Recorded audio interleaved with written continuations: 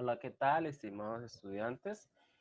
A continuación, pues, explicaré brevemente la guía de trabajo número 2 de sociales de séptimo, como ustedes bien saben.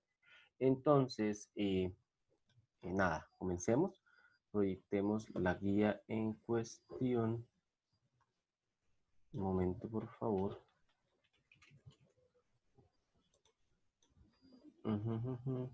Aquí está la guía. Como ustedes pueden ver, es la guía que estoy proyectando en pantalla en este momento. Y vamos a ampliarlo un poquitico. Bien. Como ustedes pueden ver, es la guía número 2 de la semana 9. Tiene una fecha de entrega del 21 al 25 de septiembre. Mi principal invitación es a que por favor la realicen con tiempo. Hay estudiantes, por eso los profesores enviamos los trabajos el viernes. Felicitar a los estudiantes que ese mismo sábado y domingo se dan la tarea de hacer las guías para estar libres el resto de semana, o se las toman con tiempo, las hacen con tiempo para cualquier duda, pues tener la asesoría del caso. Triste quienes las dejan hasta el final porque después las entregan tarde y pierden nota. Entonces, como ustedes pueden ver, la actividad es muy sencilla. Dice, realiza la lectura del texto titulado El cimarronismo. Posteriormente deberá realizar la actividad 2, a saber, un cuento con los parámetros establecidos en la actividad. ¿Hasta cuándo hay plazo de entregar la guía? Hasta el viernes 25 de septiembre. Saben mi correo, ahí está mi número telefónico para el WhatsApp. Saben que también en físico lo recibo, pero en la papelería Maja o la papelería Interrapidísimos, pero sé que ya la gran mayoría lo hace es por medio de WhatsApp.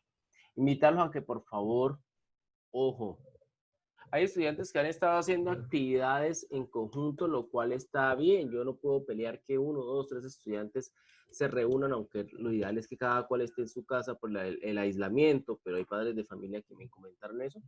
Así como en clase trabajábamos en grupo, pues yo no tengo problema que lo hagan de a 2 personas, 3 personas, pero en esta guía no hay nada que hacer en grupo. Es un cuento y un cuento es totalmente individual. Es el fruto de su creatividad. Ustedes deben tener eso presente, por favor. Lo primero que invito es a que, por favor, hagan este trabajo individual. Entonces, revisando el texto, como ustedes pueden ver, se llama El cimarronismo, lucha histórica. Tiene varios acápites. El primero es lucha histórica de la comunidad negra contra la esclavitud. Trae unas palabras claves. Trae también otro subtítulo que dice dirigentes cimarrones y revueltas de esclavos en América. Cimarronismo en Colombia. Y después viene la actividad.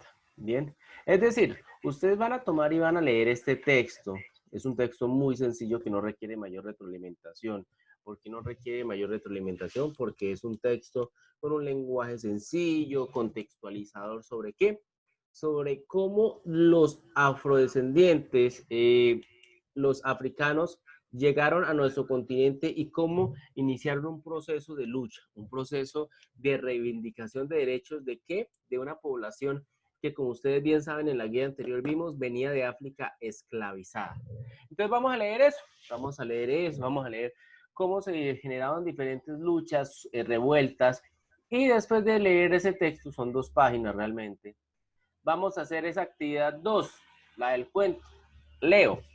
Teniendo en cuenta la explicación del profesor y la lectura de texto, el cimarronismo, escriba un cuento corto, unos 4 párrafos, utilizando el siguiente vocabulario: palenque, San Basilio, cimarrón, rebelión, esclavitud, Domingo Bencos Biojó, libertad, dignidad, dolor, muerte, explotación, empalizada, subversión, resistencia.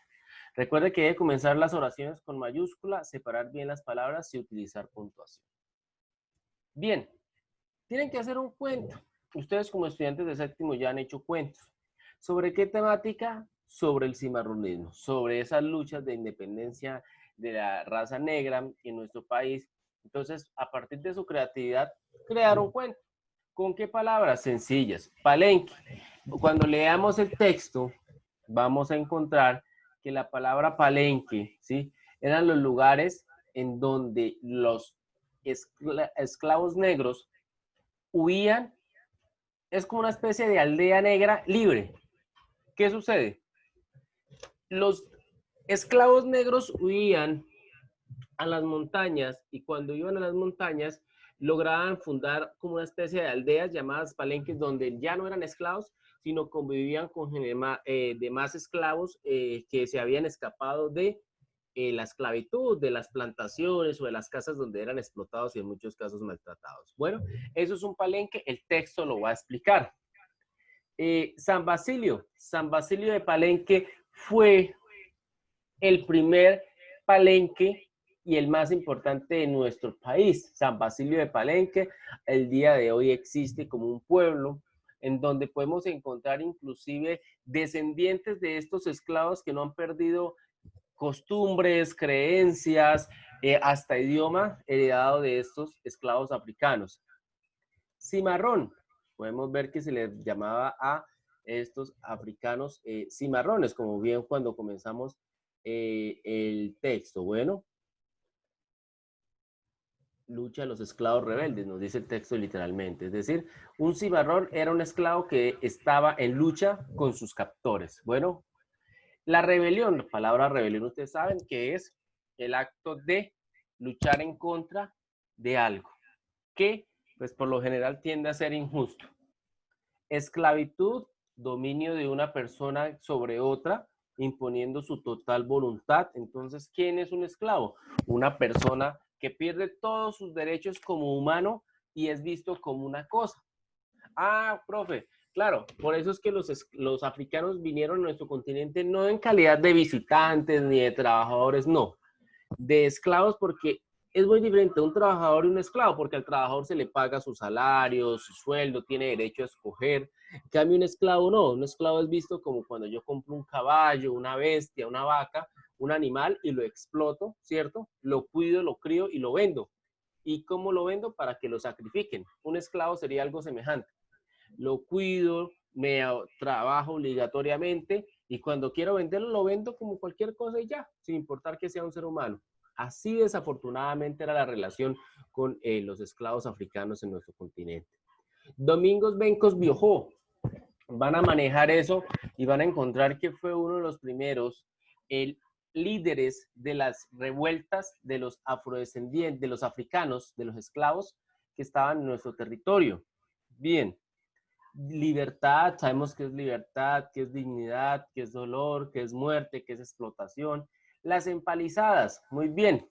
Las empalizadas eran una especie de cercas, de palos enormes que cubrían los palenques. ¿De qué? De los ataques españoles.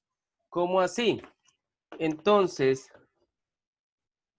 permítame un momento acá. Un momentico. Este era un palenque, ¿cierto?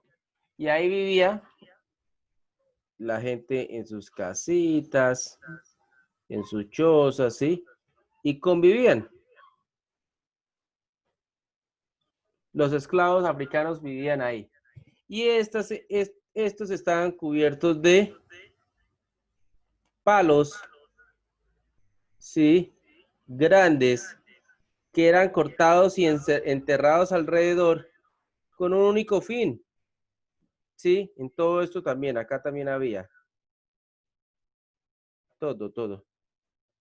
Solamente se dejaba como libre la entrada, pero la entrada pues era súper vigilada y con portón inclusive para que no entrara. ¿Por qué? Porque es que como los palenques eran ilegales, los españoles, los militares españoles y ganaderos y hacendados que buscaban recuperar sus esclavos continuamente, ¿sí? Llegaban a quemar los palenques. Entonces, ellos sabían con anticipación que quienes venían podían defenderse, pero si veían que era mucha gente, abandonaban el palenque y se iban a las montañas, ¿sí? Y se escondían. Entonces, cuando hablamos de empalizadas, es de eso. Buscaba proteger los palenques de la noche, que no entraran a quemar todos los palenques, ¿sí? Pero en caso de que los que avisaban en las distancias que venían las tropas, daban cuenta que no iban a ser capaces de resistir porque eran muchos, pues abandonaban y cuando bajaban de las montañas, de las zonas más inhóspitas, volvían a construir el palenque. Bueno, entonces que quede claro esa situación. Entonces volvemos a la guía. Volvamos a la guía, Listo. Subversión, resistencia. Creo que sabemos, subversión es, o podemos, está muy relacionada con rebelión. Ser subversivo es una persona que está en contra del orden establecido y que lucha en contra de ese orden establecido, inclusive empleando la fuerza. Para los españoles, los africanos, los esclavos, los cimarrones, eran subversivos porque ellos no solamente iban y huían a los palenques, sino también hacían unas guerras de guerrillas en donde iban, liberaban más esclavos, atacaban haciendas para sabotear la explotación de los esclavos, etcétera, etcétera.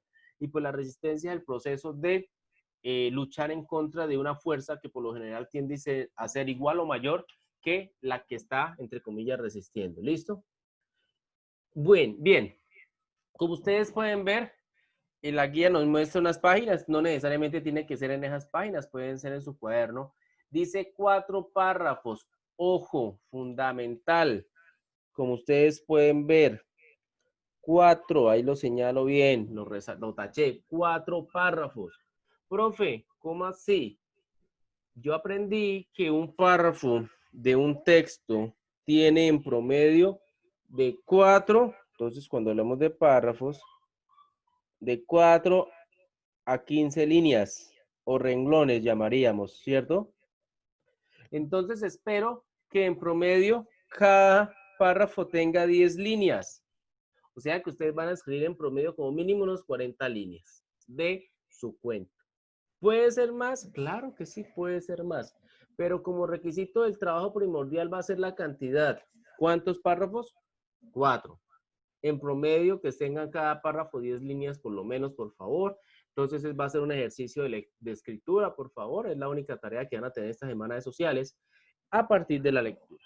Bien, no siendo más, creo que no hay mayor duda o mayor cosa que explicar, más allá de invitarlos a que lean, a que por favor cualquier duda que tengan me consultan, ya saben el horario de atención de 8 a 12 y de 2 a 4, pero creo que es una actividad muy sencilla y muy amena, va acorde a lo que habíamos desarrollado anteriormente de los esclavos o la esclavitud, que es la temática que estamos viendo. Bueno, entonces no siendo más, les deseo lo mejor, espero que estén muy bien, cuídense mucho por favor. Chao, chao.